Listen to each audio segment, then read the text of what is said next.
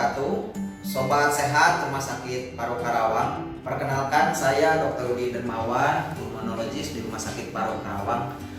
Izin berdiskusi bersama sobat sehat semuanya tentang COVID-19 dan juga vaksinasi. Sebagai pengantar, saya ingin memberikan gambaran bahwa pertambahan kasus semakin bertambah, dan di Karawang sendiri per hari ini 19 Januari 2021 bertambah 184, sehingga total kasus di Karawang 7.874 kasus dengan total yang meninggal 270 orang. Begitu pula di Indonesia 917.000 kasus per hari ini, dan bertambah yang meninggal total sekitar 26.000 kasus. Ya, ini menjadi suatu keprihatinan buat kita. Telah banyak korban, dan ini menjadi sinyal kewaspadaan buat kita agar jangan sampai terkena. Selalu meningkatkan protokol kesehatan untuk mencegah terkena COVID dan penyebarannya, serta semua pihak diharapkan untuk saling bahu-membahu mengatasi pandemi ini.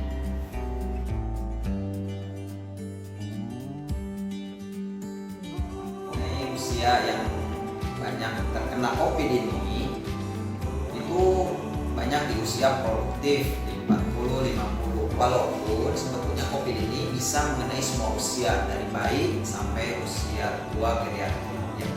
Dan yang banyak memang meninggal adalah usia tua di atas 60 tahun, ya.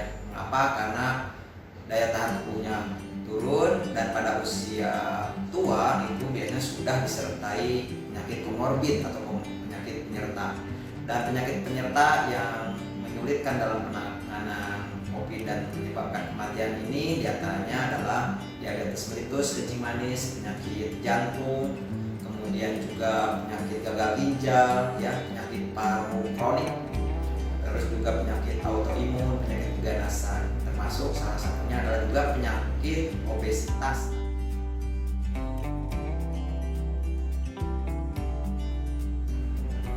Orang yang terkena COVID ini bisa berbagai macam tingkatan, ya. Ada yang bergejala, ada yang tidak bergejala, ada yang keadaannya baik dan tidak, ya.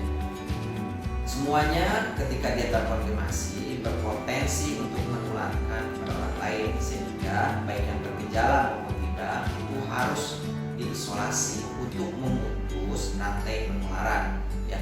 Sedangkan yang belum diperiksa, yang belum tentu terkena pun harus melakukan upaya pencegahan melalui 3M, ya. Memakai masker, jaga jarak, dan mencuci tangan sesering mungkin.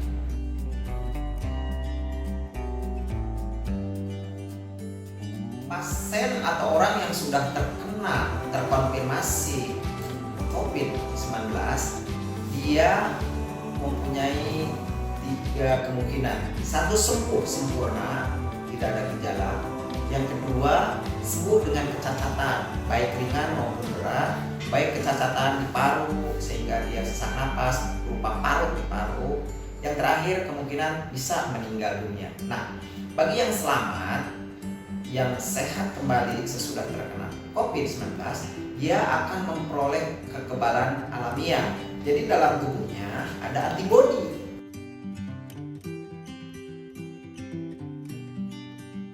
Sekarang bagaimana yang belum terkena? Nah, ini penting sekali. Kita mengharapkan namanya vaksinasi, yaitu diberikan vaksin, ya, ke dalam tubuh kita, sehingga kita akan mendapatkan kekebalan walaupun kita tidak terkena atau terkonfirmasi dulu sebelumnya. Dan cakupan vaksinasi ini agar memberikan herd immunity, yaitu kekebalan masyarakat, itu harus mencapai 70% dari penduduk, ya.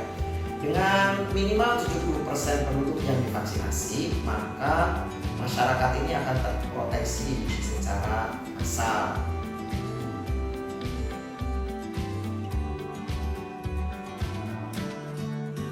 Mengenai keamanan vaksin ini, tentu saja kita sudah percaya bahwa vaksin ini sudah melalui satu fase penelitian, fase 1, 2, 3, sebelum ke manusia, di laboratorium dulu, kemudian diuji pada hewan, kemudian pada orang sehat ya.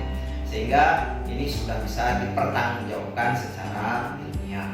Kemudian secara kehalalan tentu saja di Indonesia dengan mayoritas Muslim kita mempercayakan kepada MUI dan sertifikat halalnya sudah keluar. Sedangkan keamanannya selain diuji secara ilmiah juga diuji oleh Badan BPOM, Kementerian Kesehatan, dan itu sudah dikeluarkan sertifikatnya.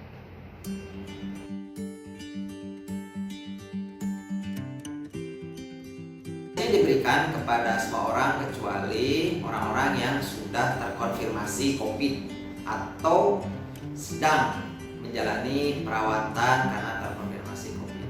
Yang kedua, ibu hamil dan ibu menyusui, tidak ya. Kemudian yang mempunyai hipertensi, tekanan darah di atas 140/90 mm/Hg. Kemudian usia di atas 18 yang bisa, sehingga kalau anak-anak di bawah 18 tahun tidak diberikan vaksinasi Sinovac ini. Yang kelima adalah orang yang sedang menjalani terapi jangka panjang kelainan darah. Yang keenam, penyakit gagal jantung.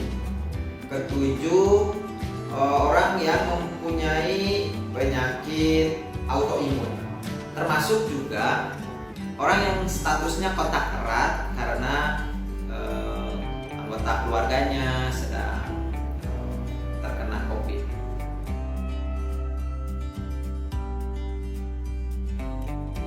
Lagi orang yang saat ini sedang terkena ISPA ya, infeksi saluran pernapasan, atau dalam 7 hari ya, atau saat ini ketika dicek suhunya demam di atas 37,4 derajat Celcius.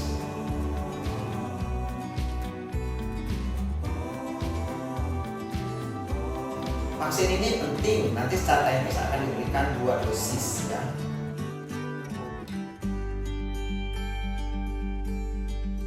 Setelah vaksin pertama diberikan, maka vaksin kedua itu diberikan 14 hari berikutnya. Tetapi apabila kebetulan ada kendala, maka paling lambat diberikan 28 hari dari vaksin pertama. Kalau seandainya vaksin kedua ini tidak diberikan, tentu saja titer antibodi yang didapatkan atau yang ada dalam tubuhnya tidak optimal memberikan perlindungan terhadap COVID-19 ini, sehingga vaksinasi kedua itu sama pentingnya dengan vaksinasi pertama.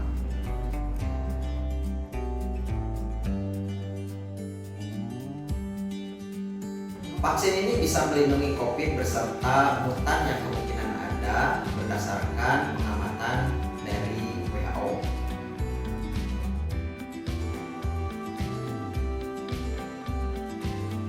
Seseorang yang sudah divaksinasi tentu saja tidak mengabaikan protokol kesehatan, sehingga tetap memakai masker, menjaga jarak, dan mencuci tangan. Kapan kita lepas dari protokol itu? Setelah ada pernyataan dari pemerintah bahwa pandemi ini selesai.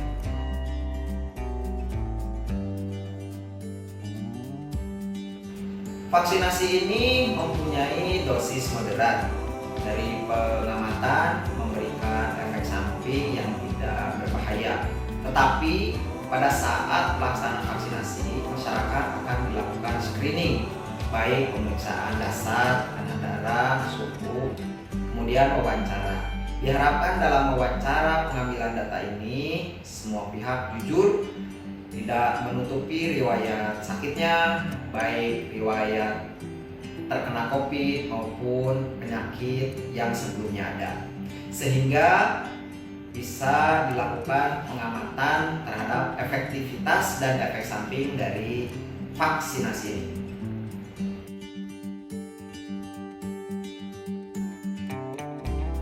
Vaksinasi ini memang akan diamati tentang KIPI, kejadian ikutan pasca imunisasi. Apapun yang terjadi setelah imunisasi atau vaksinasi itu dimasukkan ke kategori KIPI. Nah, setelah penyuntikan nanti masyarakat diharapkan tidak pulang dulu selama 30 menit. Itu akan diamati. Kalau tidak terjadi reaksi berat, maka bisa dipulangkan. Kemudian reaksi-reaksi ringan seperti kemerahan pada tempat penyuntikan atau sakit itu akan hilang beberapa saat dan tidak berbahaya.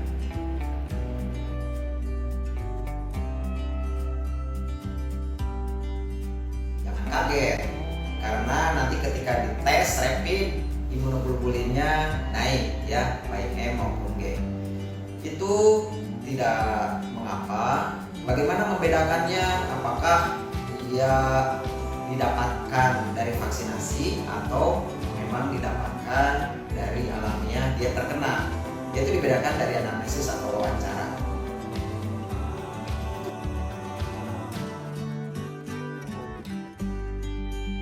Vaksinasi COVID ini bisa dibarengi dengan vaksinasi lain, influenza, pneumonia, tetapi sebaiknya ditunda. Kenapa? Karena ini vaksinasi baru yang kita harus amati KIPI.